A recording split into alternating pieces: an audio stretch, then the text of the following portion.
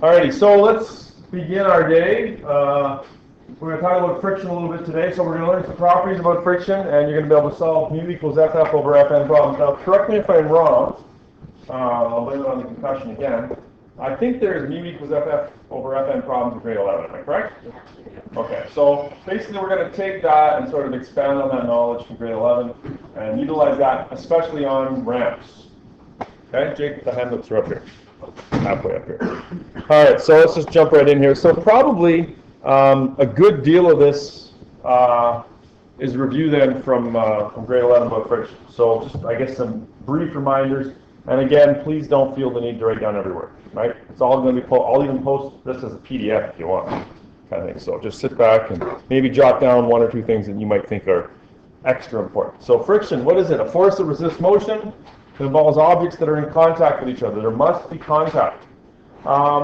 Is air resistance a type of friction? It is indeed, because things are in contact with the molecules, particles in the air, right? So yes, but there has to be contact. Friction is not real well understood either. There are some, I won't say known causes, there are some, I hesitate to use the word it's just a theory because we all know that's wrong, right?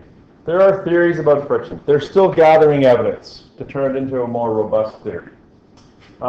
They believe that an object deforms a surface and vice versa. So there's actually a belief out there, I guess I'll put that over.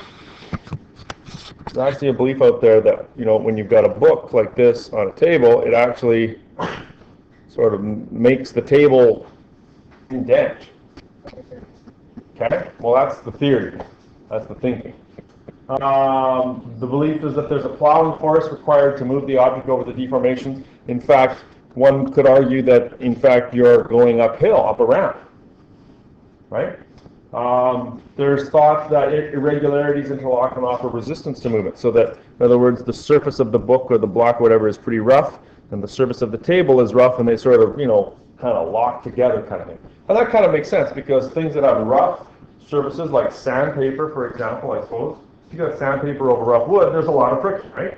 You got rubber on, say, asphalt, that's a lot of friction, right? You've got Teflon slider on curling ice, not so much, right?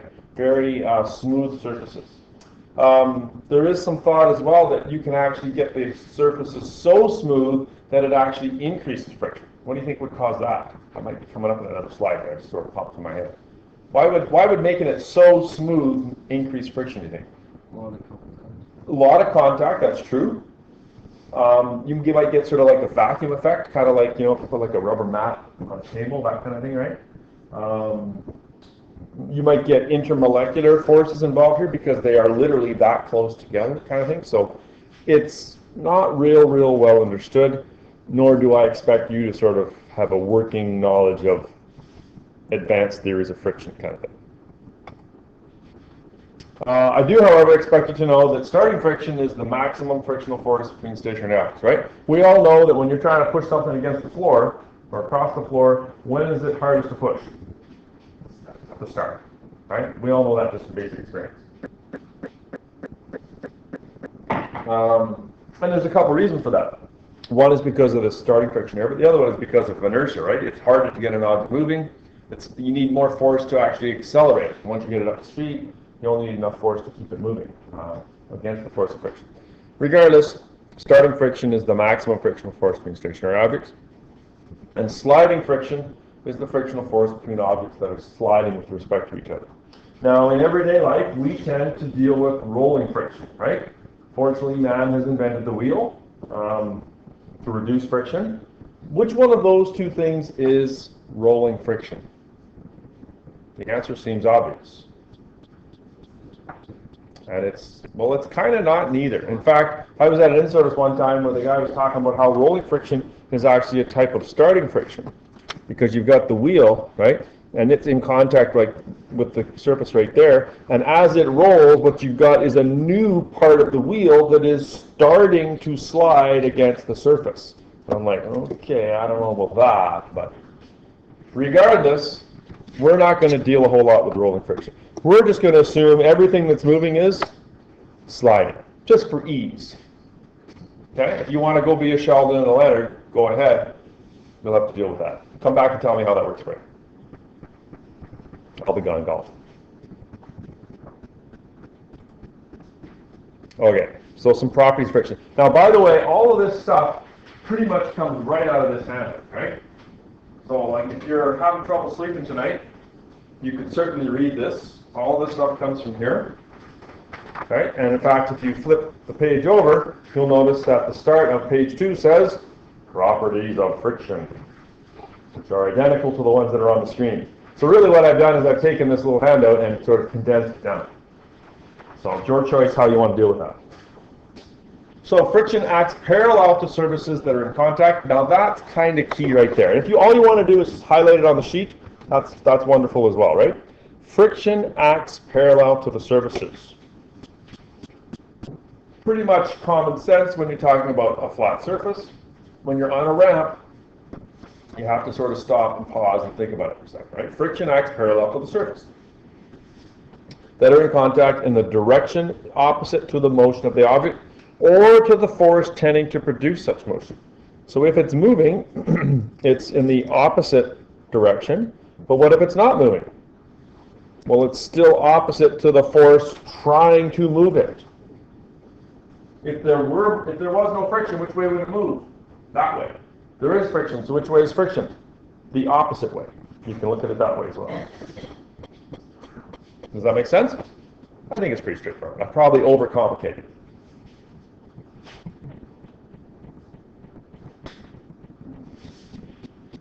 Friction depends on the nature of the materials in contact and the smoothness of their surfaces. For example, a curling slider. Right?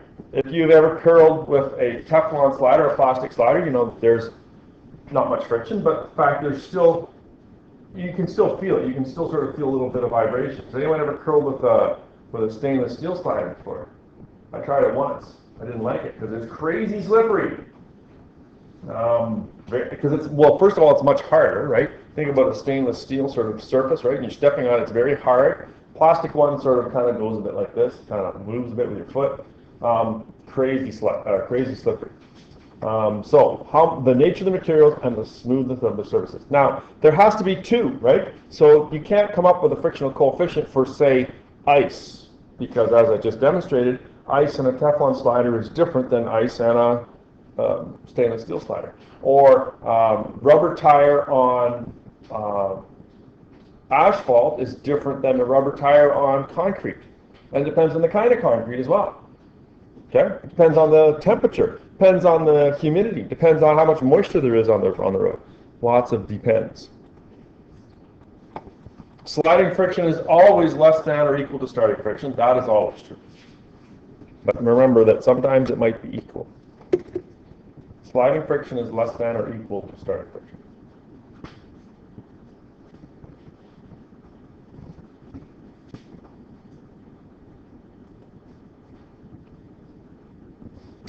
Friction is practically independent of the area of contact. Here's where there is some controversy. Most people will believe that the bigger the surface, the more contact area there is, and the greater the friction. Unfortunately, that's more or less false. And let me demonstrate here. If I take a book, grab my physics textbook here. The force of friction is dependent upon the weight. Does the book weigh any more if I put it flat like this, as we normally put a book, or does it weigh any more or less if I put it on its back like this? It's exactly the same, isn't it, right? Clearly, the surface area of the back of the book is much greater than the spine of the book. People might think there's more friction here. Maybe wrong. Okay? There's just as much. The formula is mu equals Ff over Fn, and Fn is dependent upon the weight force, and it's just the mass of the book that matters, right? Okay? That's, of course, providing that this surface here is exactly the same as that, right? Okay? So that's kind of false. It says practically independent. Again, some controversy there. They're still working on that. I'm just going to draw a picture here, just to illustrate that. Right? Book flat.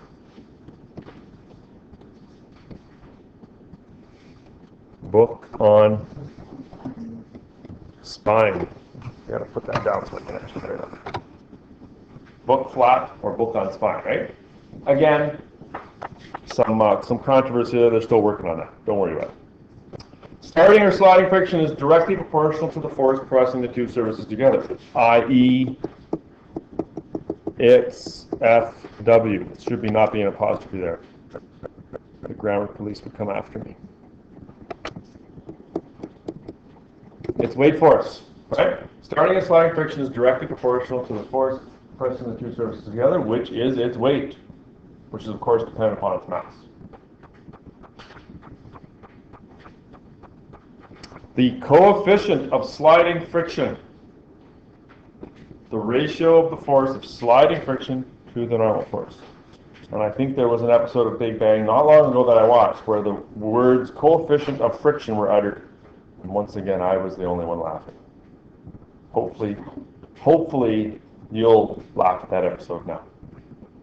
So mu equals FF over Fn. If you didn't know that, write it down, commit it to memory. There you go, right? The Greek letter mu.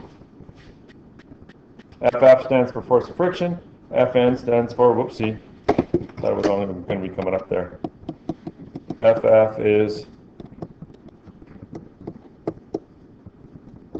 frictional force. Fn is normal force. Now I'm going to say that Fn is equal to Fw, but is that always true? I hear a no. Exactly. Well done, Joey. If you're at it, that is only true for flat surfaces, right? Joey's absolutely right. On a incline, like so, if you were so inclined to put your box on that surface. Come on, nothing? Oh, okay. What about it? Oh, free fall. Well, we'll talk about that in a second. We'll get to that. So there's the weight force there. Remember, this is the normal force here, which is equal to that one, which is equal to mg cos theta, right? On an incline. Remember that from, was that yesterday? Thursday? What's today? Today's Thursday. Today's Friday. Today's Friday. Oh, good. Mg cos theta. Okay, so now Jake is asking about free falling. What do you want to know? Friction? Free falling? Tom Petty jumps out of an airplane? Yeah. Chases John Mayer? Yeah. In situations where the normal force is not equal to the weight force. Well, in a free fall situation, there is no, in fact, all there is a weight force, right? And the faster you fall, like, so what? When you free fall, the weight force is the same, but as you pick up speed, what happens to the force of air resistance? It gets bigger and bigger and bigger, and eventually the air resistance is equal to the weight force, and in fact you are then traveling at terminal velocity, which just doesn't have the same catchiness to the song, right? So, but is there a frictional coefficient there? Like, I think what you're at, I guess there is, really, isn't there? There has to be, because there's friction, but there's no normal force. Okay. I don't know. Because it's the object falling through the air molecules, so there is friction, but is there a frictional coefficient? I don't know. I don't know, Jake. I gotta look that up. Okay? You want to get cement. Well, if there's what you're really asking is there a mu value for objects falling through air? That's really what you're saying, right? And I honestly don't know. Yes, that is exactly what I'm asking. Well, I think that's what you're asking. I'll look that up. I'll find out. That's a good question. I believe in that handout that you have. Oh, before I sort of go too much farther, you will notice on the bottom of page 3 there is a little table. You may need those values on occasion. Most problems will say the coefficient of friction between blah and blah is something, but you may need this. Are we going to have to write down a sheet? No, on a test I'll give you the coefficient of friction, but I'm just giving it to you so you got it. There's a starting friction on another tire. I don't know. I think, yeah, I don't know why, or maybe they're equal. I bet you they're equal. I don't know. I copied that out of somewhere. Years ago, back in the mist of time. No one's ever cared before. No one cares as much as you guys. I'm going to get in trouble for that. Actually, I have the right to copy small. We do, the division pays a fee to publishers, and we actually have a right to copy small, insignificant portions. So this is just like 3 pages out of like 700. So I believe that falls under the copyright. I think I'm okay. I've made every effort to maintain copyright law. I guess the one thing I haven't done is I haven't named my source. I can tell you what it is. It's that textbook that we use for building ramps. That's what it's used for now. Okay, so anyways, flip one more page and you should see this example. Do you see it there? Save yourself a little bit of time. Is it there? Okay, good. So we can, there's no picture though. Okay, so you guys draw the picture while I go do attendance. So we've got a box now. I probably should change this because I've got the box weighing 450 newtons. That's technically correct, but no one ever says that. Only I have the Newton scale, bathroom scale, right? Most times it's going to say it weighs like 200 kilograms, and you have to do what? Change it to newtons by multiplying by 9.8, right? So don't forget about that step. I don't expect that's too much of an issue, but again, I should probably include that in this question. It's pulled along a level floor at constant speed. Why did I pause and say that with emphasis? It is. What is significant about Brett? Do you know? No acceleration. Well done, Joey.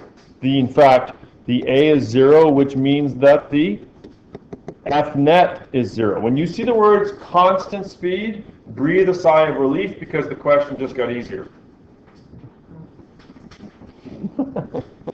It makes an angle of 30 degrees if the floor is shown. If the force on the rope is 260 newtons, what is the horizontal component? What is the normal force? And what is the coefficient of sliding friction? This is going to be a little more difficult than last year. Okay? So we've got a weight force down of 450 newtons. There's an applied force of 260 newtons. And I'm looking for the horizontal component, the normal force, and the coefficient of sliding friction. Let me see what's on the next page. I'm going to guess that I'm going to need a... Where is it? No, I've got it this way. Good for me. The horizontal component is easy, right? FH equals FA cos theta. Is that always true? Is it always the cos? Yes. 260 cos 30, 225. 225 newtons are pulling this object sideways.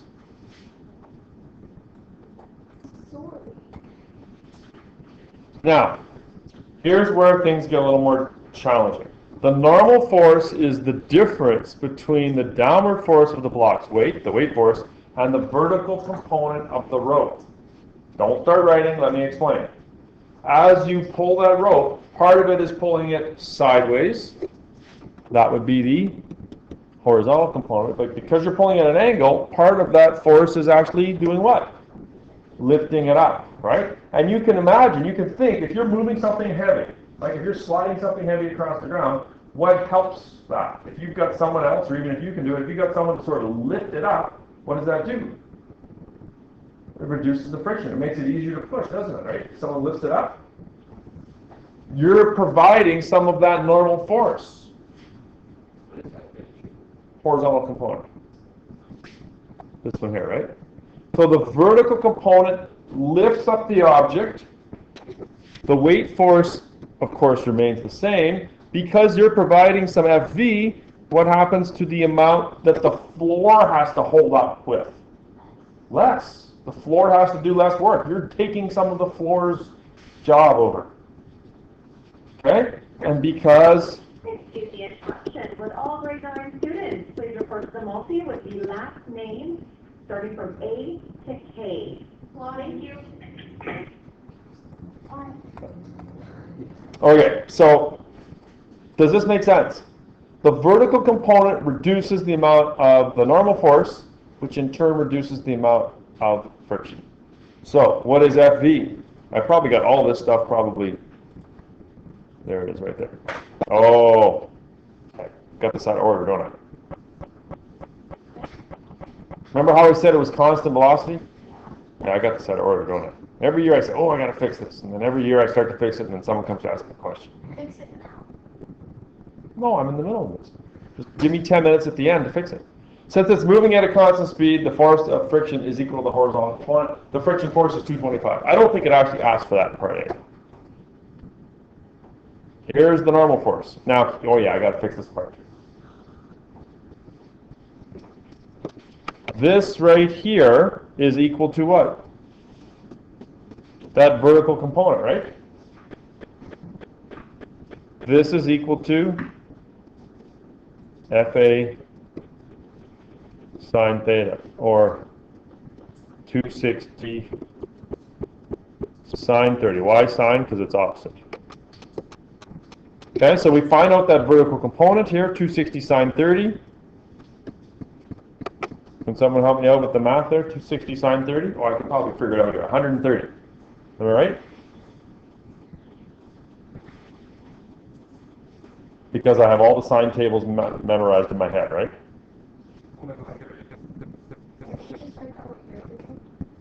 I just took 450 and subtracted 320, which is my answer to get 130. So the vertical force is 130, right? And then that reduces, the normal force is 450 because that's how much it weighs. So the actual normal force, the actual retail value, 320 newtons of what was 450. The friction becomes reduced. Yes. The loss leader. I'm trying to get someone to move that big heavy box, so I'm taking a loss on it.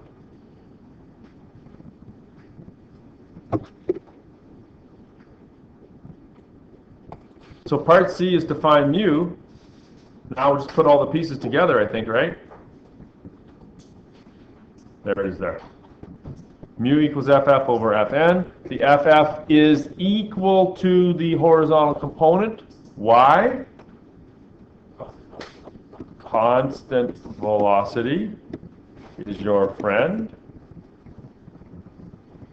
I guess that should go there. The normal force is this one here, reduced from the weight force because of that vertical component, and the mu value is 703. I'm going to let you write that down, and then I'm going to ask you a bit of a challenging question. Is it actually challenging? I think so, yeah, but it will test your true understanding of this. Here's my challenging question. Does the amount that you're pulling, the 260, is that what it is? Yeah. Does the 260, if you pulled with a greater force, would that change the value of the mu? If you pulled with, say, 300 newtons instead of 260, would that change the value of the mu?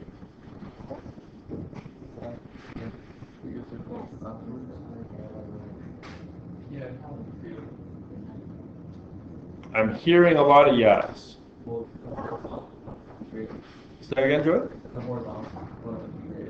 Well, that's true. The horizontal would be greater. True enough. If it's still moving at a constant velocity. Well done. Maybe I didn't quite ask that quite right. Because I didn't really get the answer I wanted. No. Absolutely not. Let me rephrase. Can you change the value of the mu by pulling with a different force? Can you change the value of the mu by pulling with a different force? Yes, that's what I want to ask. Can you change the value of the mu? Yeah. No, it's also I heard one yeah, and I heard one a slightly more. Well, no, the yeah was pretty emphatic, but Joey's had more explanation. I was just stupid. Okay, yeah. Joey's saying no because what?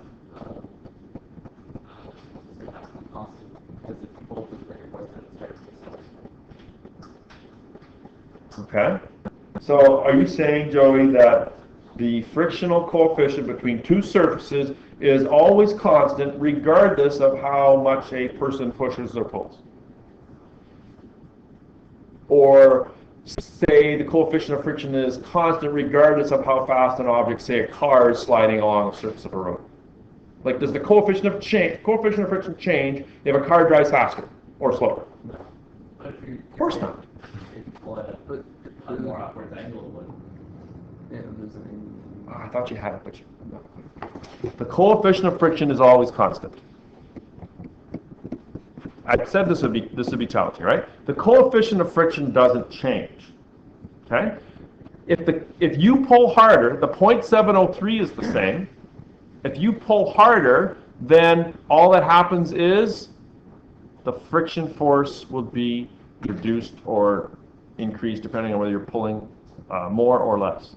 Okay? You cannot change mu. You can only change the value of the friction force. If I pull harder, if I don't pull with 260, if I pull with 300, I am increasing my FV, which is going to decrease my normal force. If the mu must stay the same, the only way that mu can stay the same, if the bottom got smaller, for mu to stay the same, the top must get smaller.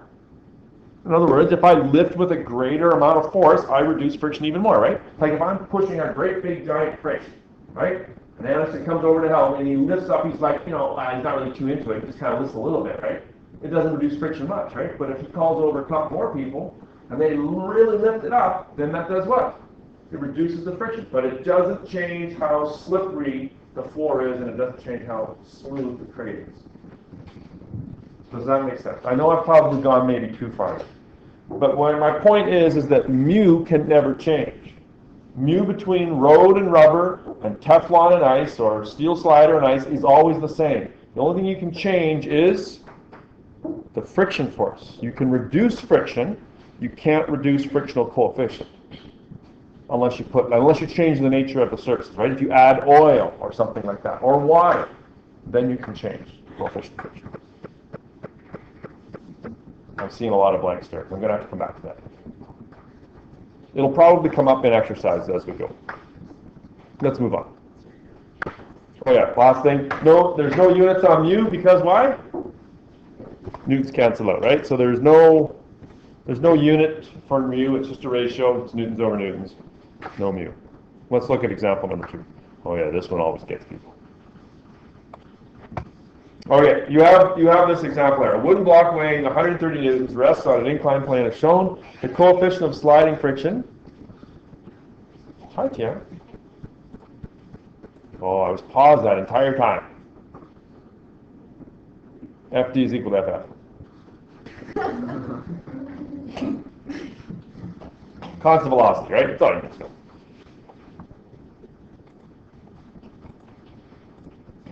See, I knew I was going to have it drawn.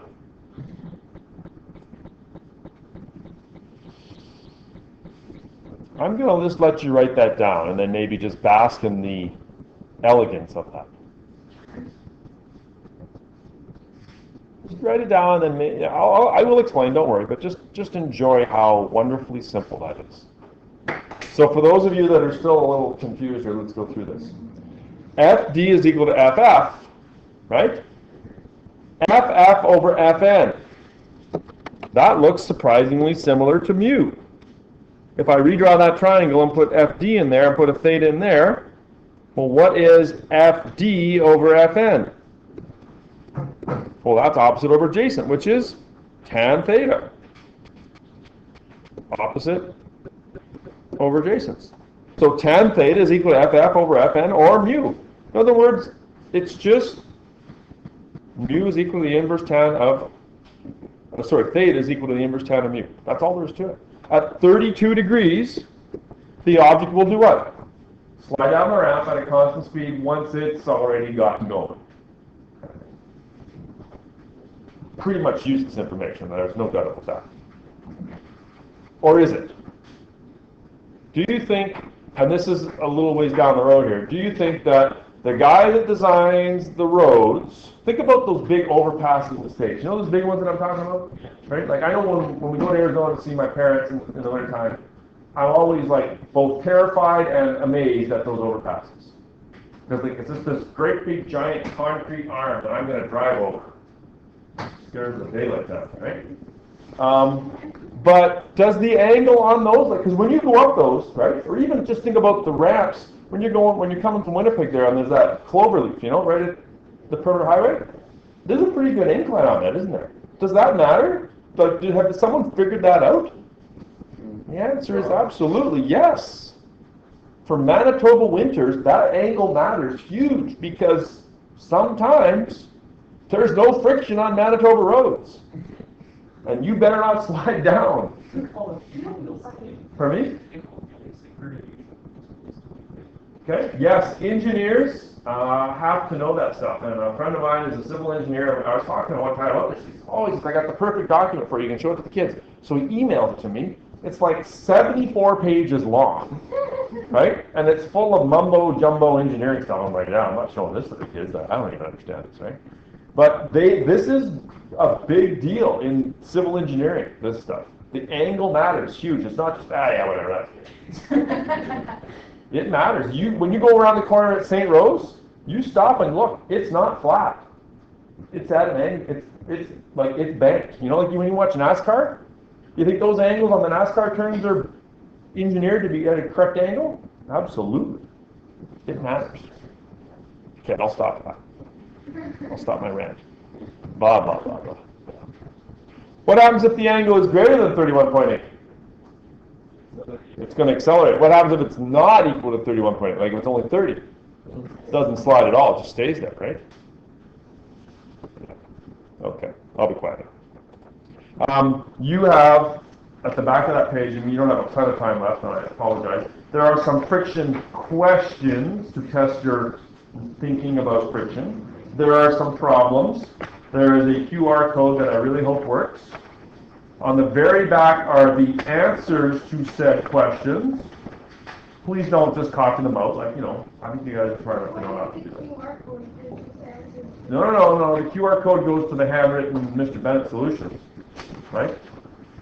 There's just the answers. So come Monday, you guys have this set of stuff to work on. You got the stuff from yesterday, which was the ramp stuff. Plus you've got the set of Darth Vader stuff as well, right? So don't spend all weekend doing physics. Save a little for Monday. Okay? Monday we'll reevaluate where we're at. I'm thinking Tuesday we'll likely do some textbook friction stuff, because we do need to do that. How about we say Wednesday we'll do the coefficient of friction lab. That'll be a nice change of pace. Can I go to the bathroom? Okay? That is their plan.